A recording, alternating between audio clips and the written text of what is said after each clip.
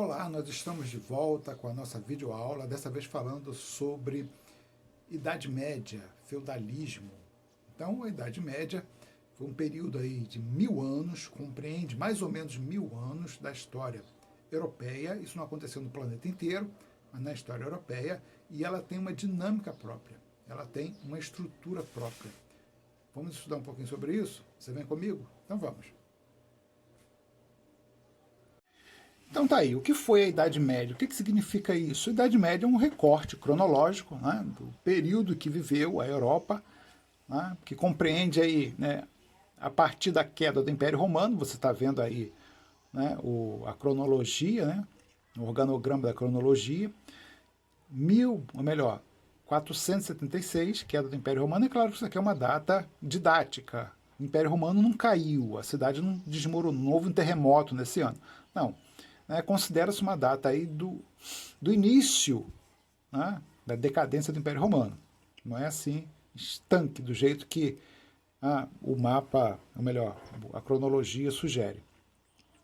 E ele vai até 1453, que a gente considera a queda de Constantinopla. Né? Constantinopla, o último reduto romano, né, do Império Romano, na cidade de Constantinopla, ela vai ser invadida pelos turco-otomanos, e aí vai ser uma cidade muçulmana a partir de então. Então esse período, esse recorte do tempo aí, você tem uma média aí de 1000 anos de história, não é?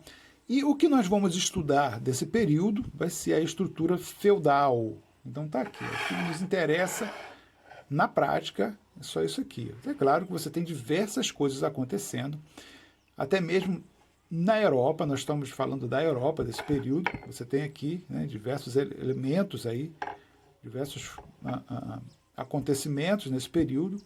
Porém, nós vamos falar um pouquinho sobre o feudalismo. Está aqui, ó, feudalismo. Então vamos lá, vamos seguir. Você vem comigo? Então vamos seguir. Então isso tem que ficar bem claro aí na mente de vocês, dos colegas. Quando fala Idade Média, você está falando do recorte temporal, né, que foi feito aí para você melhor estudar aí a história. Você tem pelo menos aí 3 idades, né, desse período. Você tem a Idade Antiga, em que nós estudamos lá os impérios antigos, né, Egito, você tem Império Romano, né, você tem a sociedade grega também, não é? São as principais que você estuda. Não que a história seja só isso, não é só isso, você tem outras coisas acontecendo no mundo, né, no planeta, obviamente. Né? Você tem aqui os povos vivendo na América também, não é? Você tem a Ásia também, um contexto histórico, o surgimento lá, o embrião lá que vai formar hoje a China. Né? Então, mas para efeitos de estudos, nós vamos considerar apenas esses 3 povos aí que nos interessam por efeitos dos nossos estudos. Os gregos, você tem os romanos e o Egito, né? Os povos do Egito, na Idade Antiga. Na Idade Média é a mesma coisa. Você vai ter ali um recorte imenso, né, de acontecimentos históricos importantes, né, fora do contexto europeu. E quando se considera também só o contexto europeu, nós vamos pegar só um recorte. Nós pegamos só um recorte, que é o feudalismo. Você tem diversas outras situações acontecendo. Então, para efeitos dos nossos estudos, nós vamos falar dentro da Idade Média, feudalismo. E depois que termina a Idade Média, você tem a Idade Moderna. Na Idade Moderna, você vai ter aí o surgimento dos estados absolutistas, não é? As grandes navegações. Né? Obviamente, repito, não é só isso que acontece na história. Porém, para efeitos dos nossos estudos, nós veremos, né, mais para frente, falar um pouquinho, nós vamos falar um pouquinho sobre o absolutismo europeu. Né? Então vamos prosseguir nos nossos estudos. Então vejamos, o Império Romano, ele está sendo representado nesse mapa. Né? O ano aí, é importante você olhar isso. Né? Quando você buscar algum mapa histórico, você procure saber ali o ano em que esse mapa está fazendo referência, para você não se perder aí nos diversos contextos geopolíticos que já surgiram daquela região. Então tá aí, o ano o ano de 117, né? Então você tem ali as províncias do Império Romano na parte verde, você pode perceber ali, províncias senatoriais que pertenciam, né, aos senadores, digamos assim, né? E você tem os estados clientes. Nós não vamos nos ater muito nesse estado, nesse contexto, porém, presta atenção tão somente na estrutura, a visão panorâmica do Império, pegava aí boa parte da Europa e da Ásia, e um pouquinho ali da África. Então, perceba isso. Daqui a pouco, vai passar o tempo, como você viu lá, naquela linha cronológica. No século V, você tem aí um evento chamado, isso aí é um outro mapa do Império Romano, invasões bárbaras. Então tá aí, é a queda do Império Romano, é a partir de 476, do ano 476, e você tem aí essas invasões. Você pode ver que as invasões não começam exatamente nesse ano, como eu falei, não existe um recorte histórico tão preciso assim, né? Aí você percebe aqui, do ano 100 a 500, você tem aí um aumento gradativo dessas invasões. Isso não são exatamente invasões, são migrações desses povos. Eles começam a migrar para as áreas de domínio romano. Essa migração está relacionada à Pax Romana. Os romanos pararam de fazer guerra. Os romanos não quiseram mais fazer guerra. Então, Paz Romana, Pax Romana. E esses povos se sentiram encorajados de cruzar as fronteiras romanas. E eles vão entrando, obviamente que conflitos existem, vão existir nesse período, porém, não eram só guerras que estavam acontecendo, né? As migrações, a aculturação, o povo se misturando ali, né? A cidadania romana começa a ser deixada de lado. Isso vai acontecendo, né? E chega um momento que Roma já não é mais Roma. Roma já está misturada com diversos povos. Aqui estão as representações aqui, né, os nomes, a nomenclatura dos povos que estão invadindo ou migrando para as terras romanas. Está aqui, ó, ângulos, francos, godos, visigodos, ostrogodos, hunos, vândalos. Você vê aqui a linha migratória deles. Saíram daqui, deram a volta, contornaram o império, vieram para cá. Tá vendo? Daqui eles foram para outros lugares. Você tem aqui os hunos, né? Tem até a famosa história aí, se você quiser ver um filme bom, Átila, o Huno, não é? Fala aí da trajetória desse líder do povo huno, né? Com relação ao Império Romano. Você tem aqui os ângulos. Você perceba que esses nomes não são estranhos a você. Então, por exemplo, é muito comum você falar, quando você fala da origem dos ingleses, está aqui, ó. Isso aqui é a Inglaterra hoje. Você fala assim, os povos anglo-saxões. Está fazendo menção a esses povos bárbaros, que são aí os ancestrais dos ingleses. Por isso que tem ingleses, anglos, não é? Você tem os francos, está vendo aqui? O franco, né? Você tem a França, olha o nome aí, né? Relacionado. Então, esses povos, eles têm aí vínculos com essa nomenclatura que nós usamos hoje aí na Europa. Você tem os vândalos. Hoje em dia você tem, não existe um povo vândalo, porque o vândalo é um nome pejorativo, então aquele que destrói, porque os vândalos eram povos bárbaros muito violentos. Então, a fama de destruição, eles ganharam essa fama de destruidores, e esse vândalo ficou aí marcado como aquele que destrói até hoje. Se você chama alguém de vândalo, perdão, você está fazendo referência a esse tipo de violência, né, de destruição. Então vamos prosseguir. Então está aí mais um mapa das invasões bárbaras. E a partir daí, olha só o processo que vai acontecer. Então está lá. Na verdade, quando você fala em invasões bárbaras, toda a estrutura de cidadania romana, toda a estrutura de civilidade, de civismo romano, ela começa a se deteriorar, porque está sendo realmente uma aculturação. Esses povos bárbaros começam a trazer a cultura deles para dentro de Roma. E essa identidade romana começa a se corromper, por isso que está aqui, ó, corrupção. Então, o povo romano já não é mais tão fiel à sua nacionalidade, né? A dificuldade de guardar as fronteiras, porque acabou a guerra. Acabou a guerra. Então não se faz mais guerra. Os exércitos romanos começaram a retrair, né? E aí o que vai acontecer? Com essas invasões bárbaras, né, migrações, eu digo, né, aqui seria até mais adequado falar em migrações, o povo, pelo aumento da violência, pela falta de segurança, eles começam a se retrair para o interior, sair das cidades e migrar para o interior. Isso é um processo chamado ruralização. Então por exemplo, era muito comum um general de guerra ele ser aí um herói de guerra também, e ele ter ali o grupo de soldados fiéis a ele. Então seguia, não é? Você pode ver isso aí no filme Gladiador.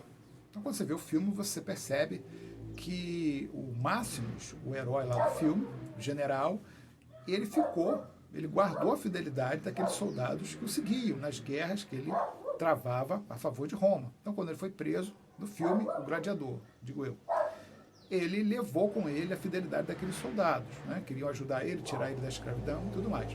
Isso era muito comum. Então, quando um general ele partia para as áreas rurais, até para aquelas terras que você viu ali, aquela distribuição de terra, ele levava consigo os seus soldados.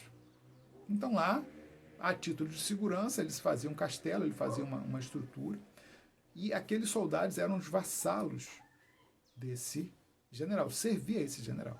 E as pessoas que não tinham para onde ir, as pessoas que não eram generais, não eram soldados, eram civis romanos, eles seguiam esses generais. Eles seguiam, procuravam esses abrigos que esses generais faziam para poder viver com mais segurança. Não é? É a partir daí que nós temos a ideia de formação do feudo. É a partir daí que surge essa ideia. Então tá aí, é disso que eu estou falando. Então, essas estruturas, essas organizações formadas pelos antigos generais, elas vieram a ser no futuro aquilo que nós vamos chamar de feudo. Tá aí, ó. Quem vai ser essa nobreza agora que vai se estabelecer nesse feudo? São os descendentes aí desses antigos guerreiros. Esses soldados, esses generais, esses oficiais do antigo Império Romano, os descendentes deles serão, agora, a partir de agora, a nobreza. Então, como é que essa estrutura social vai se organizar? Deixa eu colocar aqui. Então, tá lá. Esse senhor feudal, obviamente, que ele é um descendente aí. Obviamente que eu estou falando de uma história que levou 1000 anos. Então, esse senhor feudal aí é um descendente, né? O ancestral dele era um general romano. A igreja é, digamos assim, ela acompanhou essa estrutura. Ela viveu lá o fim do Império Romano, né? A igreja cristã, digo, né? Ela se oficializou com Constantino no ano 300, olha só, bem próximo aí da queda do Império Romano. Ela foi uma igreja oficial, ela foi oficializada pelo imperador Constantino, e a partir daí ela acompanhou toda essa estrutura, a decadência, e ela sobreviveu a isso. Então a igreja continua. Ela não caiu com o Império Romano, a igreja cristã continua, né? Então, no segundo degrau aí, alguns colocam até no primeiro, né, dessa pirâmide social feudal, da igreja. Então a igreja faz parte, ela é muito presente no feudalismo, né? E depois vem aí os nobres guerreiros. Obviamente que essa estrutura feudal desse general antigo que foi para a área rural e fez seu castelo, construiu ao longo de séculos, né? Às vezes um começa a construir o castelo, quem vai terminar é o tataraneto. Então não é tempo, a gente está aqui compreensando, né? Resumindo muito, né, esse processo. Então esses daqui também são aí descendentes desse primeiro povo que veio a formar o feudo, né? Desses romanos aí, antigos romanos que vieram formar o feudo. A nobreza guerreira.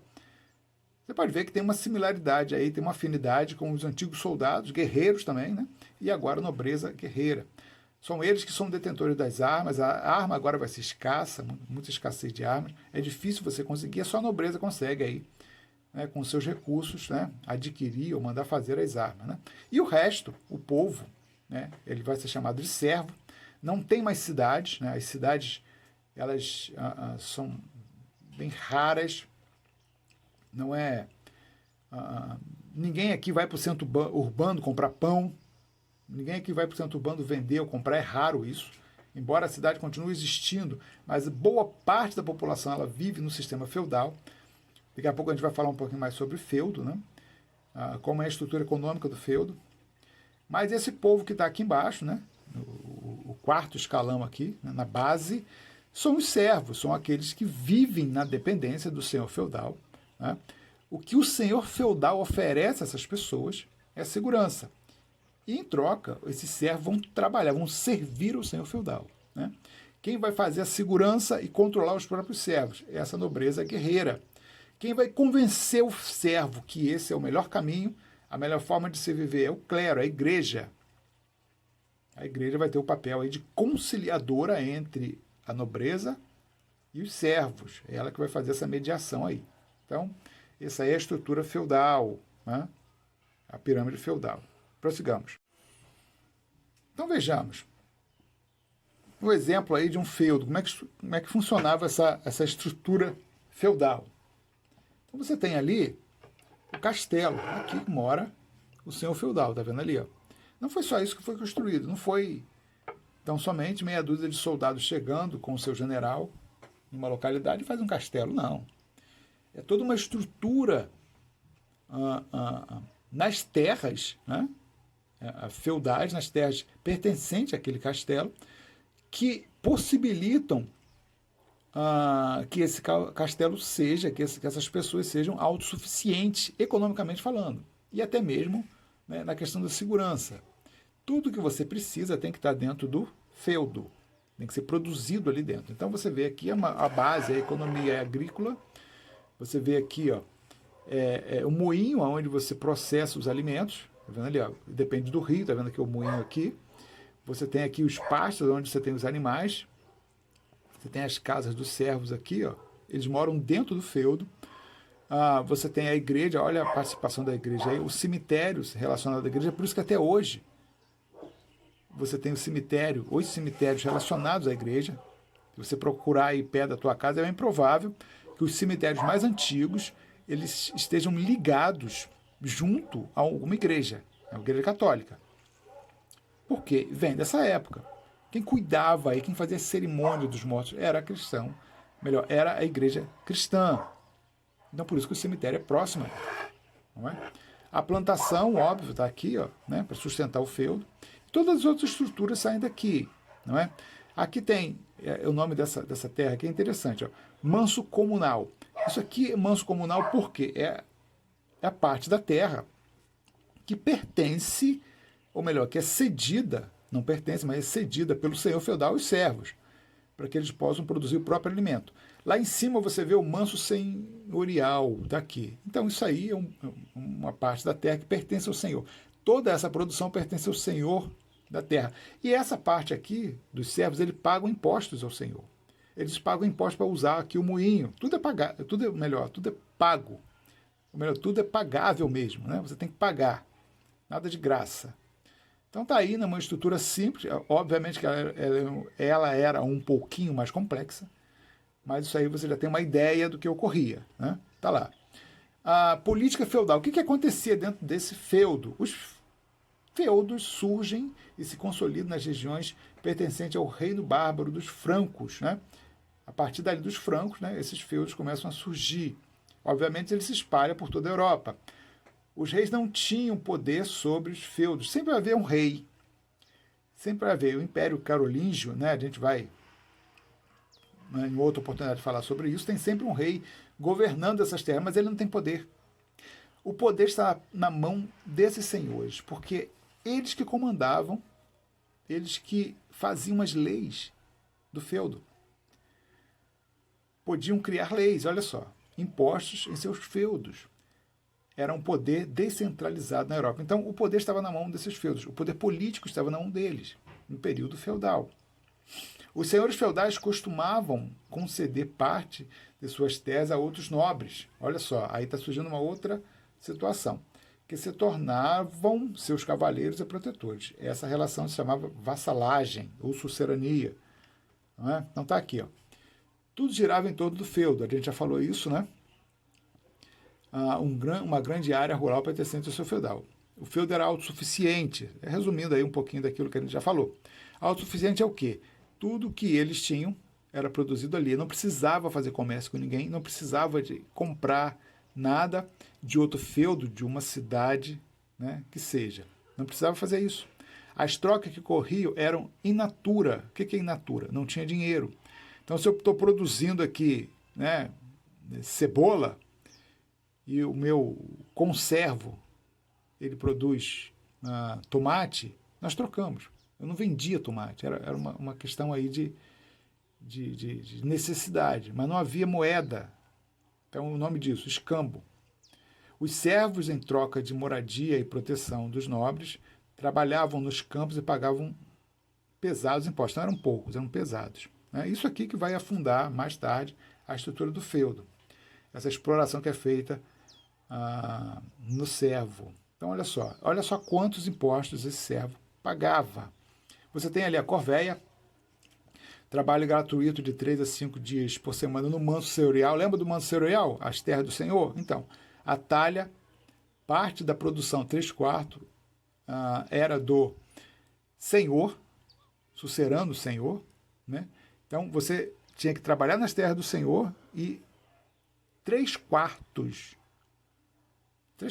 da produção era dele. Você ficava com 1/4 só, olha só. Banalidades, pagamento em espécie pela utilização de instrumentos do feudo. Então, você vai usar um moinho, tem que pagar. Você vai usar lá, né, um depósito para poder colocar a sua produção, tem que pagar.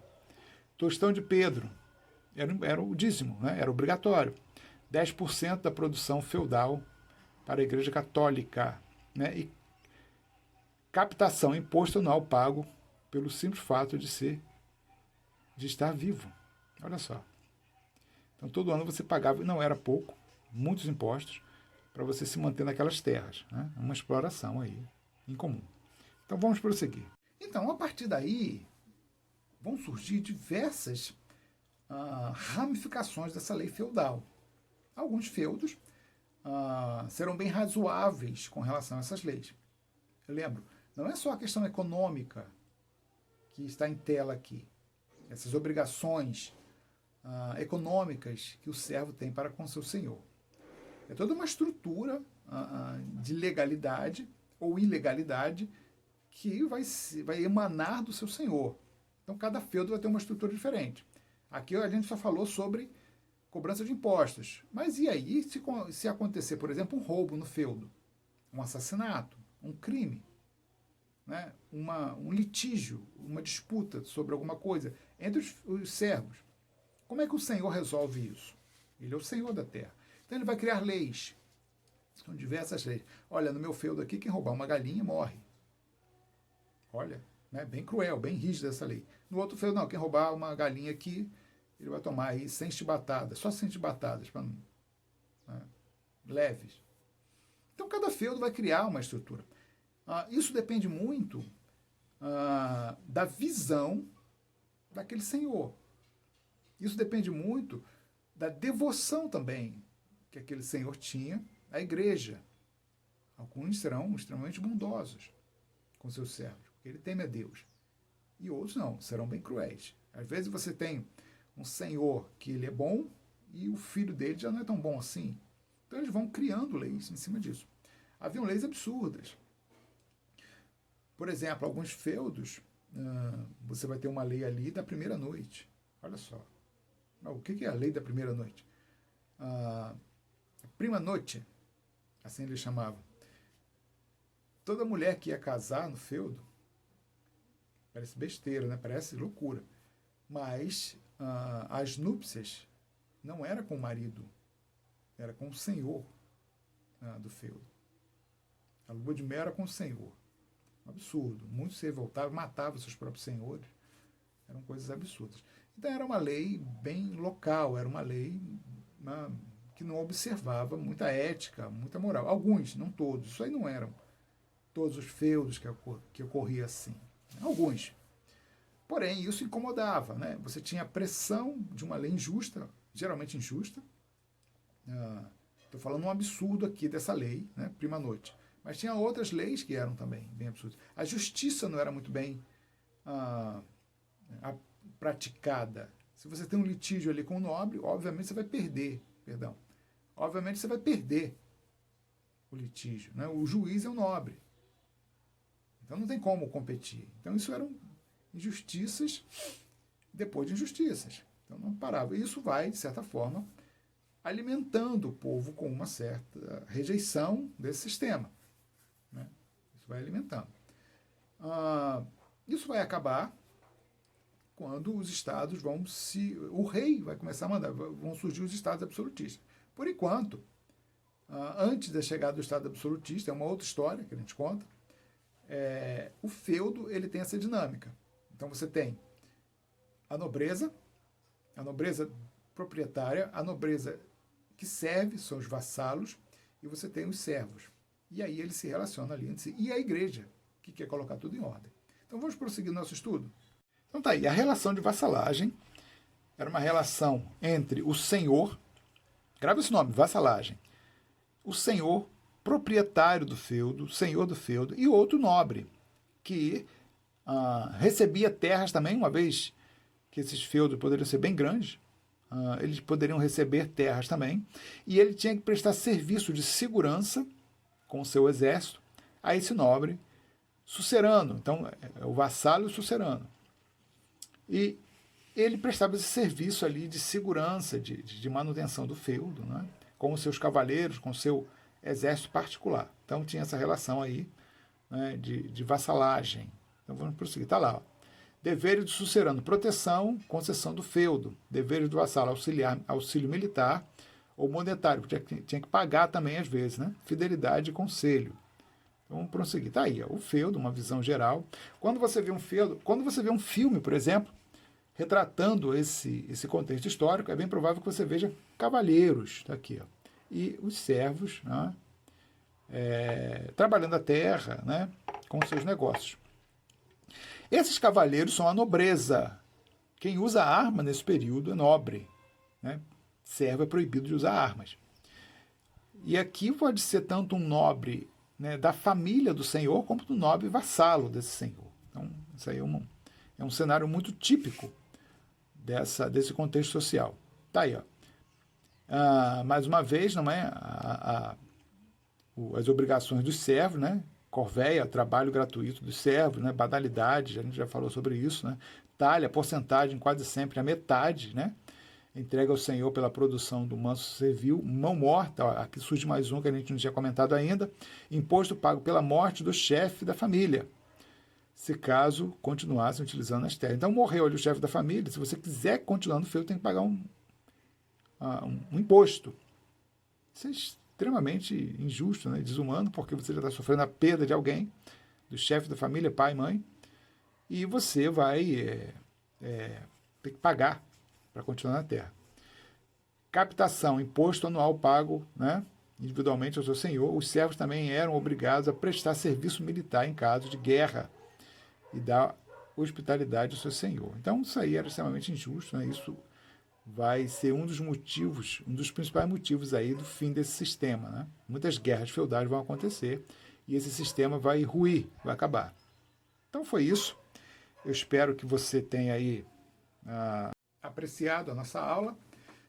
Falamos um pouquinho sobre o fim do Império Romano. Resumindo, falamos um pouquinho sobre o fim do Império Romano, né? Como a estrutura feudal veio a ser formada a partir do fim do Império Romano, né? Você vê lá a ruralização, o nome,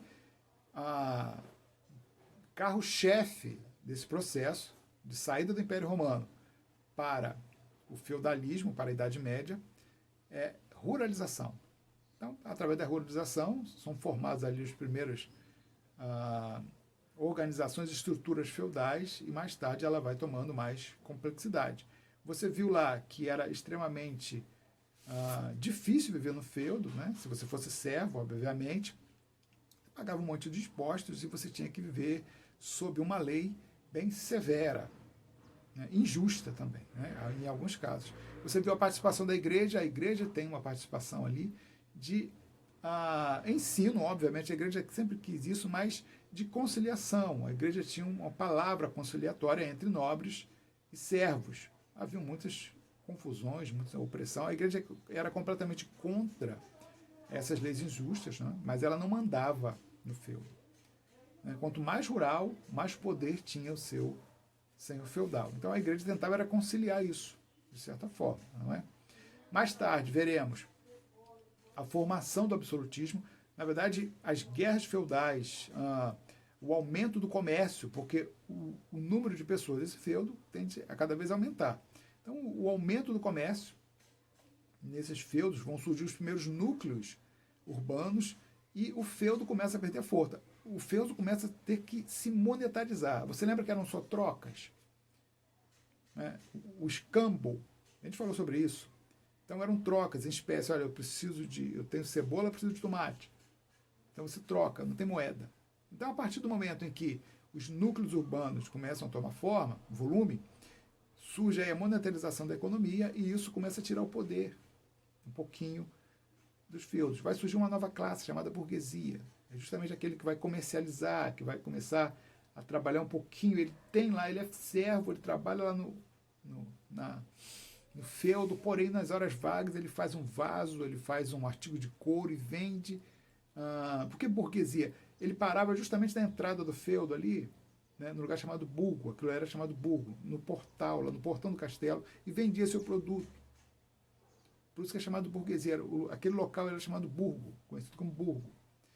E essa classe ela vai começar a ter expressividade na sociedade e ela vai ser aí mais um aliado ao fim, né, que se coloca a favor do fim do feudalismo.